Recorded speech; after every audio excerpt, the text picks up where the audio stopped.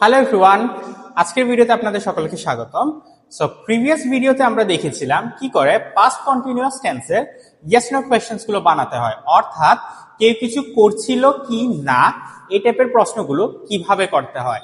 আর আজকে আমরা দেখব কি করে ডিটেইলস জিজ্ঞেস করতে হয়, অর্থাৎ কেউ কোথায় কেন কিভাবে কোনো কাজ করছিল জিজ্ঞেস করতে হয়। ফর এক্সাম্পল, আমি আপনাকে জিজ্ঞেস করলাম যে আপনি কি খাচ্ছিলেন, আপনি কোথায় যাচ্ছিলেন, তারা কিভাবে যাচ্ছিল, এই টাইপের প্রশ্নগুলো কিভাবে করতে হয় আমরা আজকে দেখব। খুব সহজ, জাস্ট আপনারা যদি প্রিভিয়াস ভিডিওটা দেখে থাকেন তাহলে জানেন যে এতটুকু পর্যন্ত হচ্ছে আমাদের ইয়েস নো কোশ্চেনের ফরম্যাট। আমরা এর সামনে শুধুমাত্র আমাদের এই WH ওয়ার্ডগুলো বসিয়ে দিয়েছি।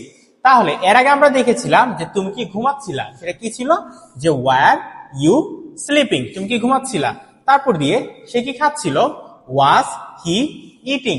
আর আজকে আমরা দেখব ডিটেলস কিভাবে জিজ্ঞেস করতে হয়। ডিটেলস জিজ্ঞেস করতে হলে জাস্ট এগুলা বসবে।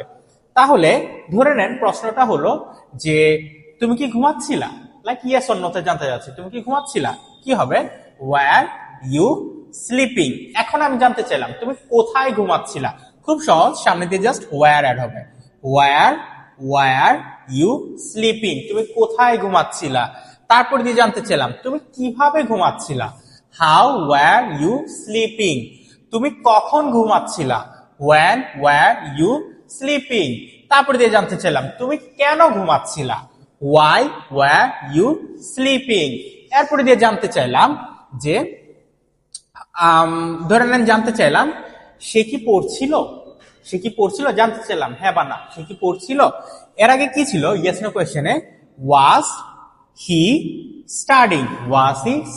এখন জানতে চাইলাম সে কি পড়ছিল, তাহলে কি হবে what was he studying।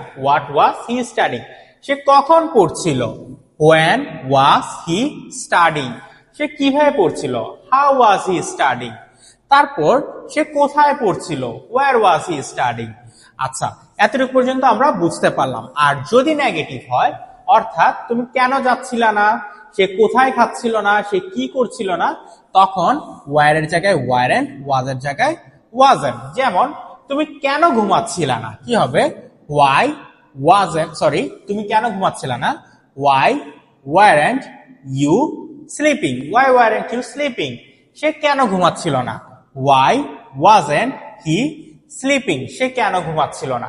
তাহলে এর ভিতরে আমরা দেখলাম যে কি করে কেউ কোথায় কেন কিভাবে কোনো কাজ করছিল জিজ্ঞেস করতে হয়।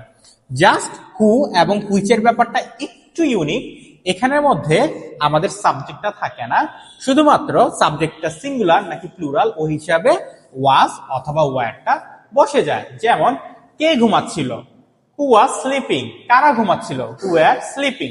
আশা করি আমরা বুঝতে পেরেছি। সো এখানেই ছিল আমাদের পাস্ট কন্টিনিউয়াস টেন্সের সমাপ্তি। আশা করি আপনারা সবাই ভালো করে জিনিসটা বুঝতে পেরেছেন।